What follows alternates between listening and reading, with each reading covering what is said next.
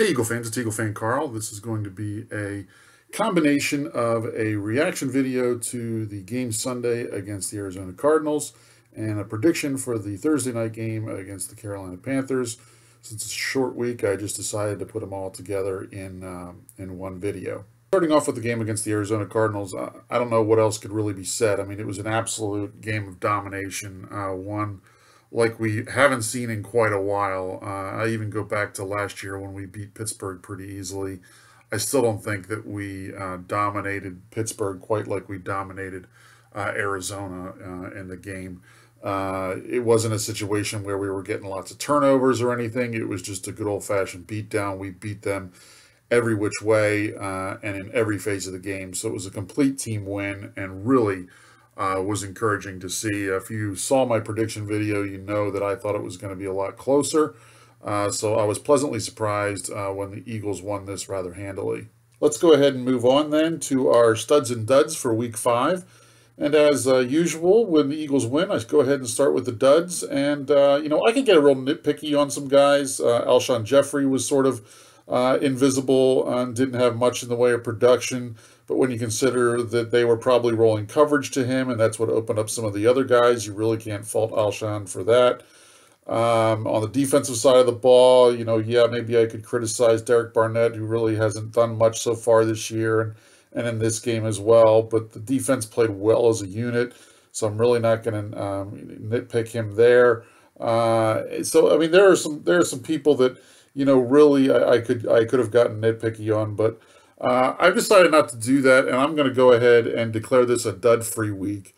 This was a complete team win, and you really saw that the guys all showed up to play.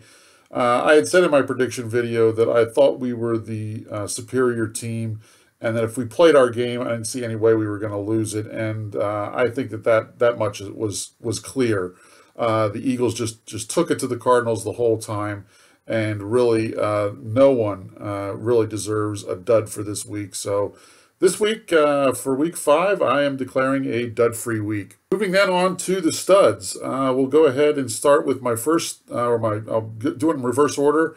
So number 6 is going to be Tim Jernigan. And he has played real well the last 2 weeks with the absence of Fletcher Cox. And he showed up again in spades on Sunday. He was all over the place, really getting great penetration in the middle of the line and causing disruption for Carson Palmer. And so for that, he gets definitely a stud of the week, and he's been playing well all season. But I think Sunday really showed just how well he was doing, especially without Fletcher Cox there. You would think, maybe he would face some more double teams and stuff like that, but he didn't let any of that stop him, and he was making plays all day.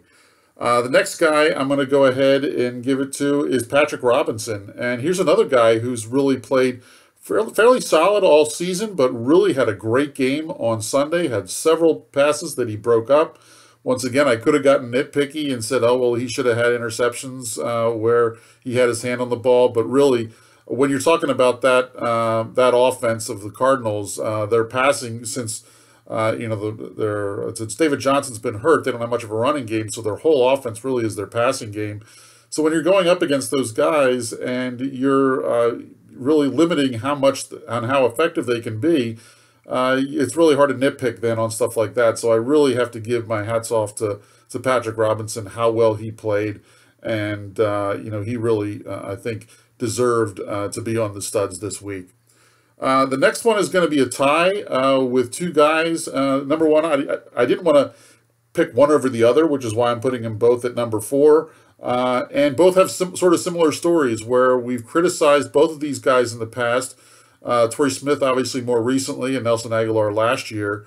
But both of them came up real big on Sunday, came up with big plays, and ended up, having the 2 touchdowns that were the long touchdowns that really sort of put this game away.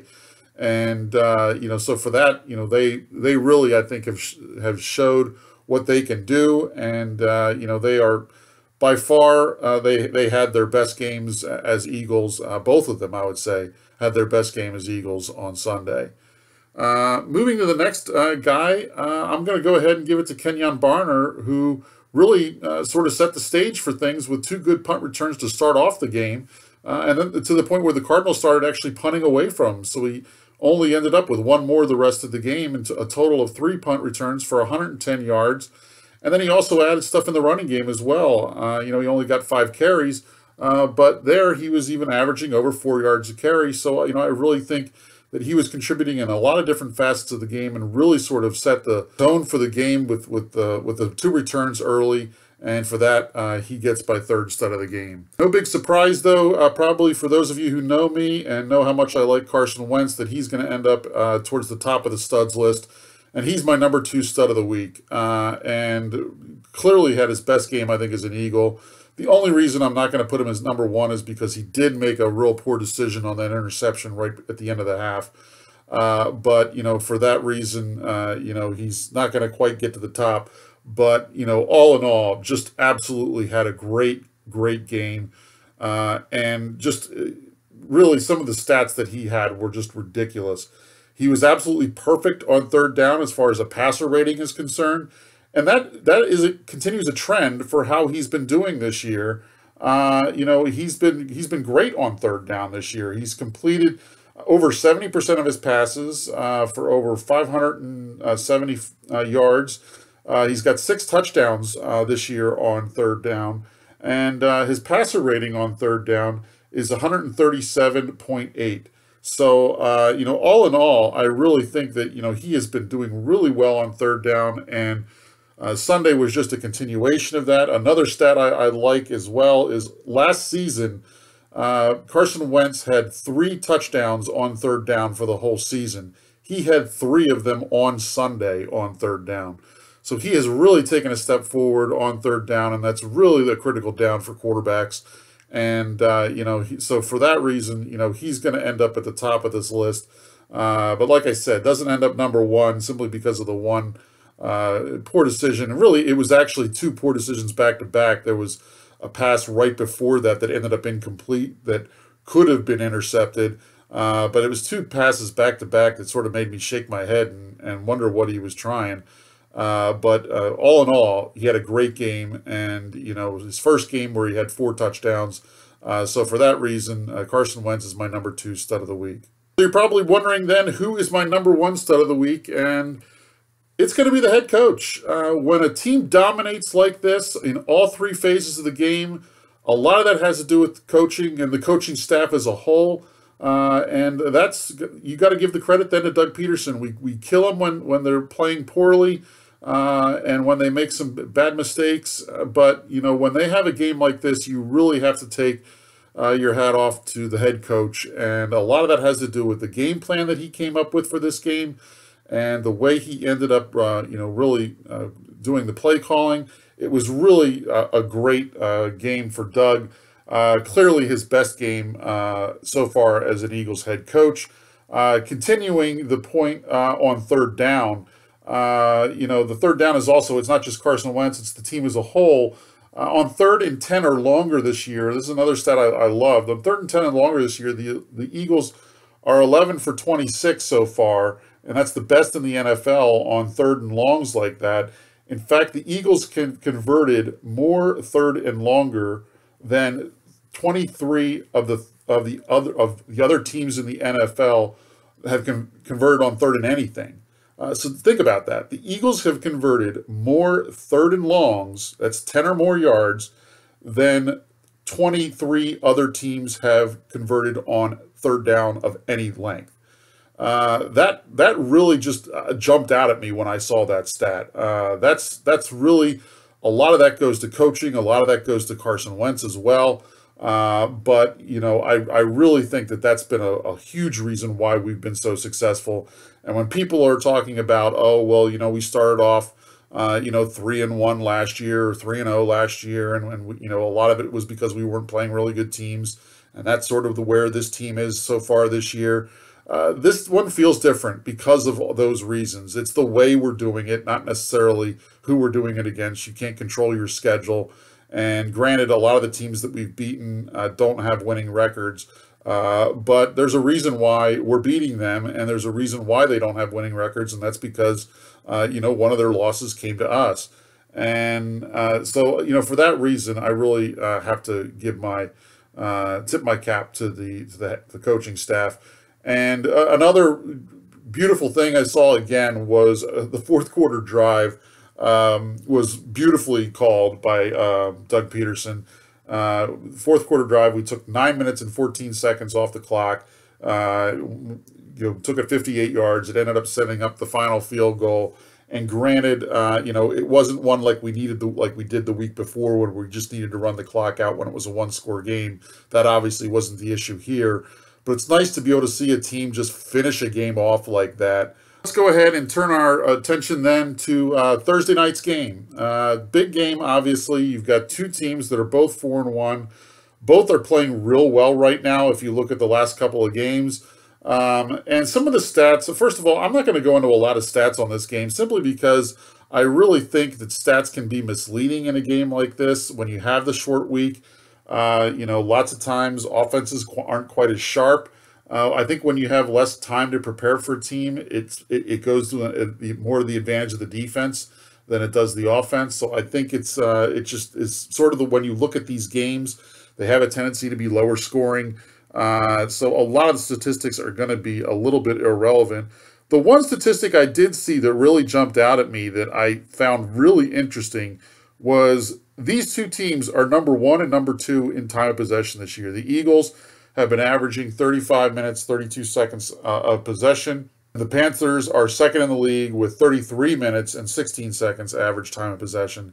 So you can see that these two teams like to control the ball. The Panthers aren't necessarily, they're sort of an average offense. They don't really stand out in terms of any of their statistics. But I think that's a little misleading as well because I think, the first couple of weeks, I don't think Cam Newton was entirely healthy. And as a result, I don't think they were near as efficient as they could have been. So as a result, I really don't think that you can really take that much out of those offensive statistics. But they have done a good job of controlling the ball. So that's going to be an interesting stat to watch through the game because these defenses both are sort of towards the top of the league when it comes to yards surrendered and the like.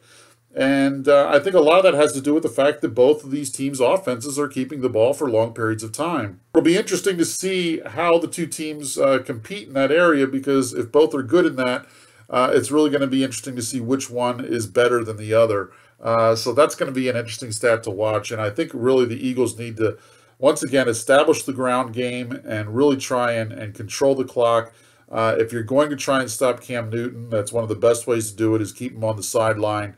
And if we can continue to do that, continue to make the third down conversions that we were making and really sort of maintain drives and keep them going, I think we can win this game. I wouldn't be surprised if we won this game, but ultimately I don't like our chances in this game. I think that this is going to be a tough one for us, coming off a short week, going on the road. If this game were at home, I'd feel a lot better about it.